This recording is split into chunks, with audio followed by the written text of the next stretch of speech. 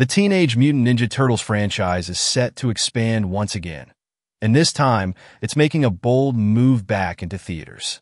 Earlier this year, Paramount officially announced a live-action adaptation of the last Ronin comic arc. While it's slated for release next year, don't hold your breath for an early debut. Late 2025 is a safer bet, especially since a director hasn't even been chosen yet. Still, the producers seem dead serious about making this project a reality. What's really stirring the pot is the involvement of Walter Hamada, a name that's both celebrated and infamous in Hollywood circles. Known primarily for steering the ship of the DC Extended Universe, Hamada's track record has left fans divided.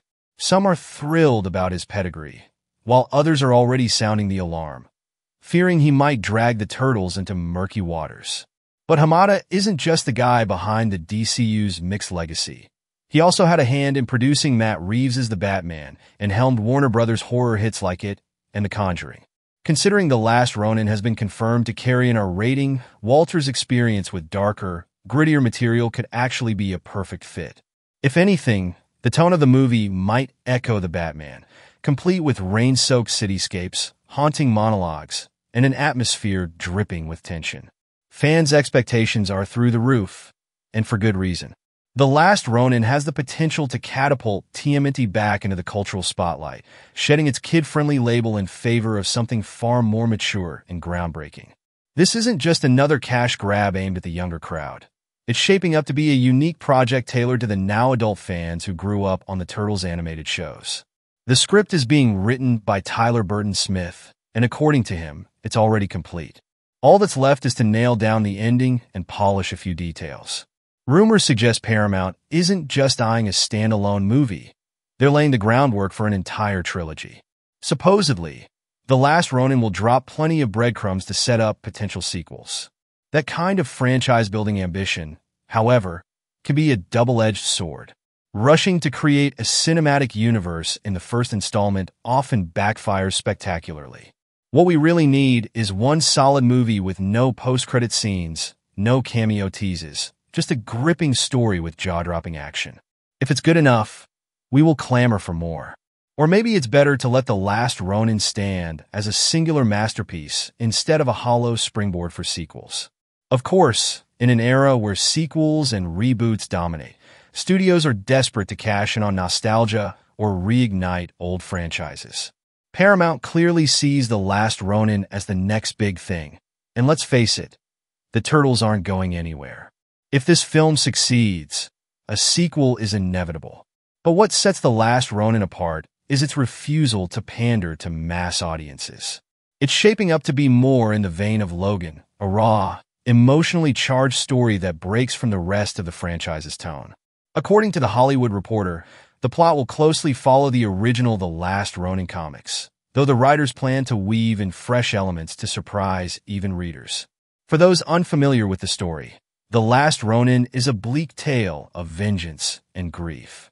Of the four turtle brothers, only one survives, and the narrative delves into the pain of loss and the relentless pursuit of justice. The setting is a dystopian New York ruled by Oriku Hiroto, the grandson of Shredder. One of the most intriguing aspects of the original comic was the mystery surrounding the surviving turtle. For much of the story, his identity was hidden as he carried all four brothers' weapons and wore a mask stripped of color. Here's where the adaptation could throw a curveball. What if they change which turtle survives? That would instantly shake things up, keeping even longtime fans on their toes. It's a risky move, but one that could pay off if handled with care. Ultimately, The Last Ronin is poised to deliver a fresh take on TMNT, one that trades lighthearted nostalgia for dark, thought-provoking storytelling.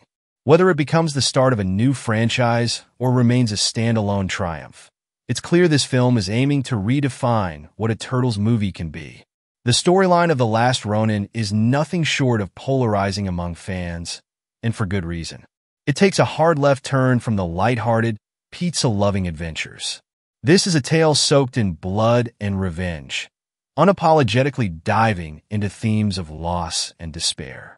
This dark and mature narrative carved out an entirely new direction for the franchise, giving birth to what's now known as the Roninverse. But The Last Ronin isn't just about revenge, it's about legacy.